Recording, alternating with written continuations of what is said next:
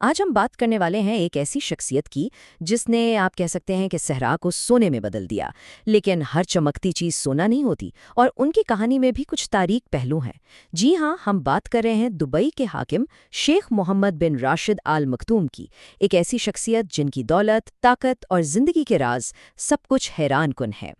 14 ارب dollar!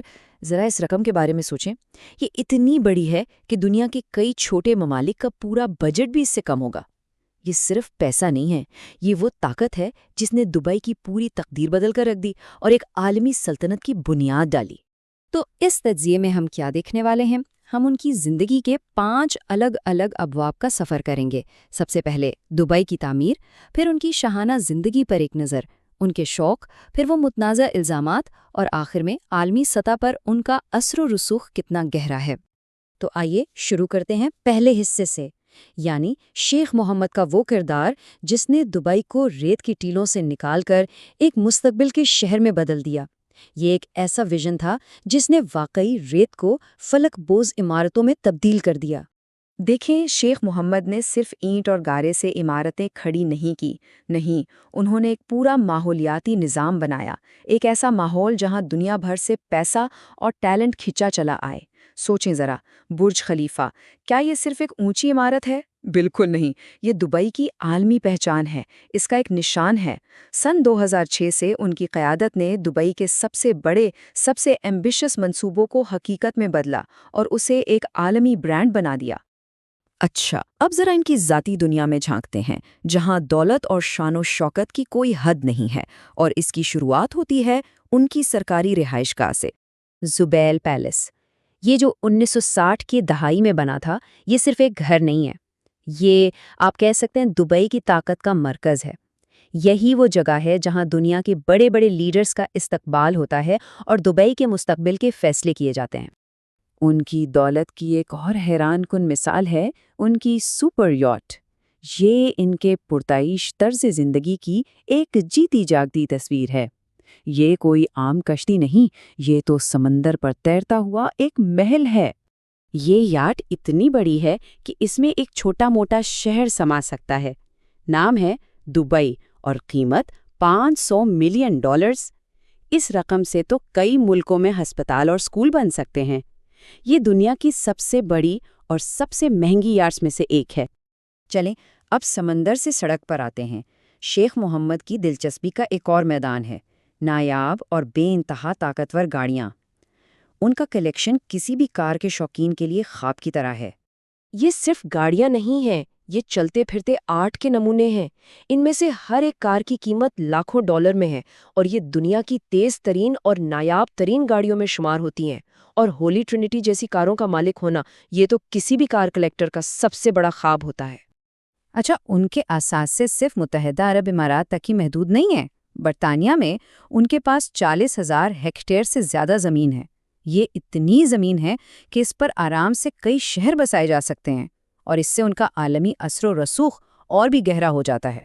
لیکن شیخ محمد کی شخصیت میں صرف دولت اور طاقت ہی نہیں ہے، ان کے 2 ایسے شوق ہیں جو ان کا ایک بالکل مختلف پہلو دکھاتے ہیں: گھوڑ دوڑ اور شاعری۔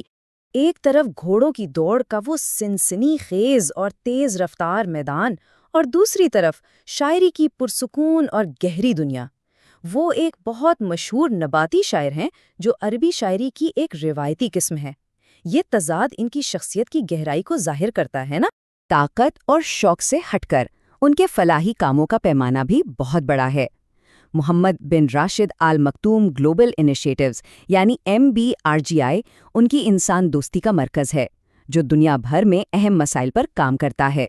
یہ صرف اعداد و شمار نہیں ہے، یہ لاکھوں لوگوں کی زندگیوں میں آئی تبدیلی کی کہانی ہے۔ 2015 تک 99 ممالک میں 40 ملین لوگوں کی مدد کی گئی، 2100 سے زیادہ سکول بنائے گئے۔ سوچیں، ہر سکول ایک نئی نسل کے مستقبل کو روشن کر رہا ہے۔ اب ہم اس کہانی کے اس حصے کی طرف پڑھ رہے ہیں جہاں چمک دمک کے پیچھے کچھ سنگین الزامات بھی چھپے ہیں۔ ہم یہاں صرف حقائق بیان کریں گے تاکہ آپ خود اپنی رائے قائم کر سکیں۔ دی گارڈین کی رپورٹ کے مطابق برطانیہ کی ہائی کورٹ کے ایک فیصلے میں بہت سنگین الزامات سامنے آئے۔ عدالت نے امکانات کے توازن کی بنیاد پر یہ نتیجہ نکالا کہ شیخ محمد نے اپنی 2 بیٹیوں کے اغوا کا حکم دیا تھا۔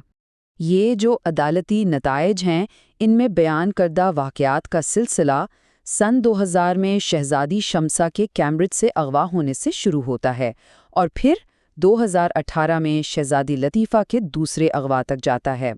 ظاہر ہے یہ نتائج ان کی عوامی شخصیت پر ایک بہت گہرا سایہ ڈالتے ہیں۔ ان تمام تنازعات کے باوجود شیخ محمد کا عالمی اثر و رسوخ بے مثال ہے۔